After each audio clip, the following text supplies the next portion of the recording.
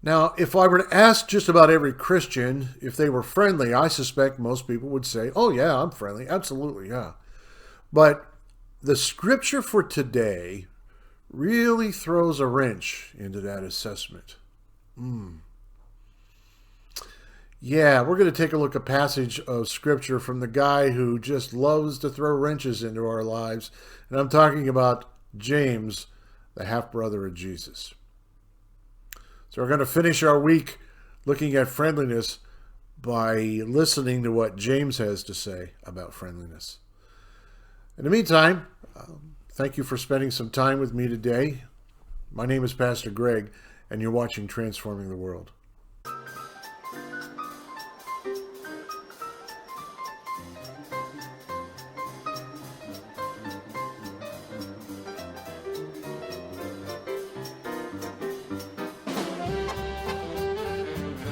James chapter 2, specifically verses 8 and 9.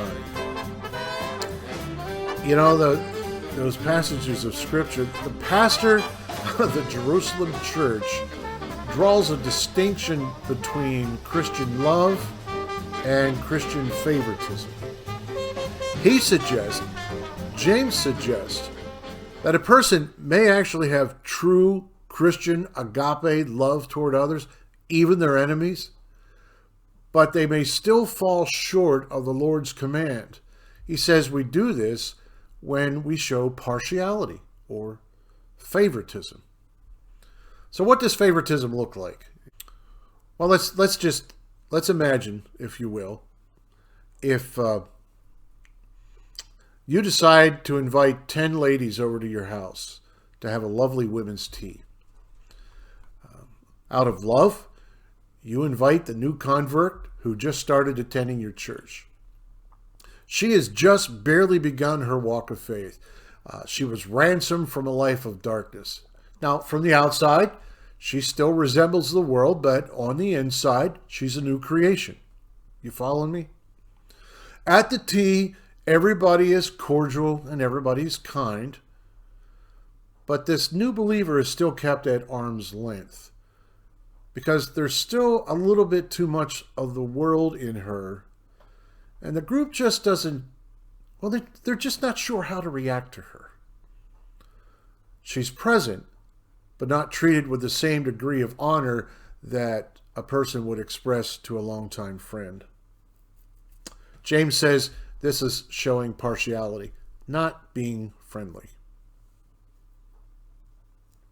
Jesus says this group of women have actually failed to fulfill the law because they did not love others as themselves. Matthew 22:39. There's a valuable lesson in a passage of Scripture, a story that Christ tells. Actually, it's a story that Luke tells that happened to Jesus. It's in Luke chapter 7. Do you remember the story that happened? It was a woman who ended up attending a meal at the house of Simon the Pharisee.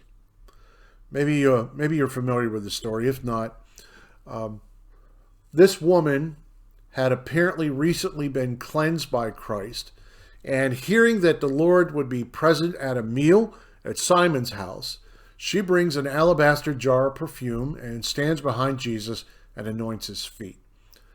You read the story, Luke 7:36 through 48. But there are two things in this story that really drive home the lesson from James. Number one is this. Although it's obvious that the woman had a very deep love for Jesus, again, it's obvious that he had recently reached out to her prior to this event and touched her life and brought healing. But even though she had a deep love for Christ, Simon still saw her as a sinner. Verse 39. He could not get past her past, and consequently, he did not want that woman near the seats of honor. Had she stayed in the back or on the fringes, I don't think it would have been a big deal. But she made her way toward the front, too close to the inner circle, if you get my point. Well, the second thing is that the Lord's rebuke in verse 47 is not necessarily a rebuke. In that rebuke, he says, this woman loves much because she has been forgiven much, but those who love little have been forgiven little. And Christ is not upset that Simon demonstrated such little love toward him, but Christ was terribly upset that apparently Simon, this Pharisee, had difficulty expressing love toward anyone, especially this woman. So it wasn't about Christ. Christ wasn't saying, you didn't treat me with honor, but she has. What's wrong with you, Simon? That's not the point that Christ is making there. Christ is saying, look at this woman's ability to love, Simon. I don't see that ability in your heart. Why is that? Now, scholars suggest that this woman was an uninvited guest, but if that's true, then why didn't Simon simply have her removed from the premises? Why didn't Simon call his servants and say, get her out of here? But he doesn't. He doesn't do that. We're left to wonder, why not? Simon, why didn't you just kick this woman out? Well, anyway, rather than kick her out, he merely shows disgust over her public display of affection. It was appalling to Simon. The unfriendliness in Simon's heart caused him to show favoritism. And you see where I'm going here. It seemed okay that she was there, as long as she stood in the back. But what caused Simon to turn a cold shoulder toward this woman, and presumably to anyone else who may be on the outside of that inner circle, was that Jesus says, it's because, Simon, it's because you have been forgiven little. And I don't want you to misunderstand this. It's not that Simon lived a really good life while the woman lived a life filled with a great number of sins. And, that's not the problem. It's not that it's, oh, Simon, if you had only lived a sinful life, you would get it. That's not the lesson here. The lesson here is that Simon did not see his fallen human nature. This woman did. And in Simon's mind, he's like, if you were to compare my life to this woman's, my life would definitely tip the scales in my favor. Instead, what Jesus says, Simon, you need to see your depravity. You need to recognize your sin nature within yourself. Simon suffered from a common disease called self-justification. He measured his life against those who were in the world. And compared to this sinful woman, Simon felt that he was a saint. And consequently, he showed disgust and revulsion towards someone who was not as holy as he was. And that's the sin that James addresses. That's the sin that James addresses.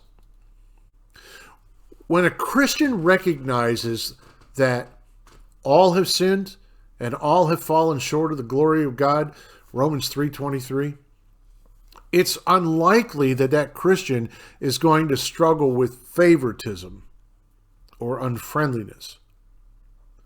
They will see the person of this world as their equal.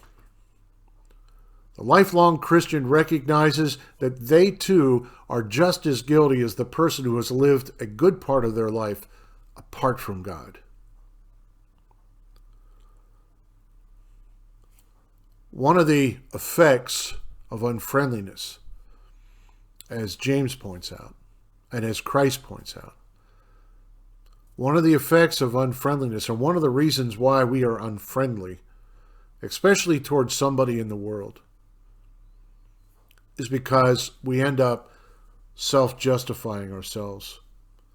We examine our life and find it exemplary when compared to the life of the other person across the room, that person in the corner, that person of the world. So naturally we're unfriendly to them. Why would I want to be friendly to that person who lives such a disgusting life? Because I'm so much better than them. Part of the reason why we may struggle with being friendly is because we feel that we're so much better than those around us. The truth of the matter is we're not. all have sinned and all have fallen short of God's glorious standard. That's you. That's me. That's the person who's struggling with addictions.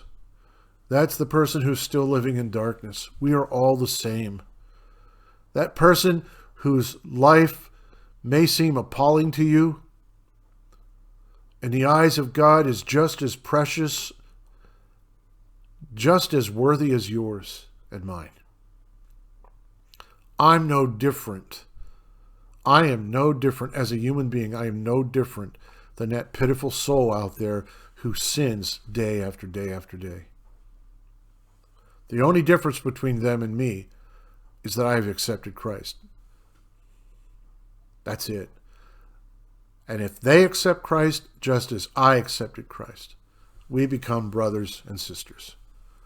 If you struggle with unfriendliness, if you struggle to show friendliness toward a person of this world, do a very painful self-examination and ask yourself, do you see that wretched person of the world as a sinner? Or do you see them as a brother and a sister? And the only difference is you have Christ and they don't. When we can see the people of this world through the eyes of Christ, we're better equipped to demonstrate friendliness to that person. Anyway, like I said, this lesson from James is tough, really tough. Always throws a wrench. Just when we think we got life figured out, we go to the book of James, and he's just like, dude, you got a lot of more work to do. So, next week we'll take a look at forgiveness. But in the meantime, I hope you have a very blessed weekend. Thanks for spending time with me. You're watching Transforming the World. My name is Pastor Greg.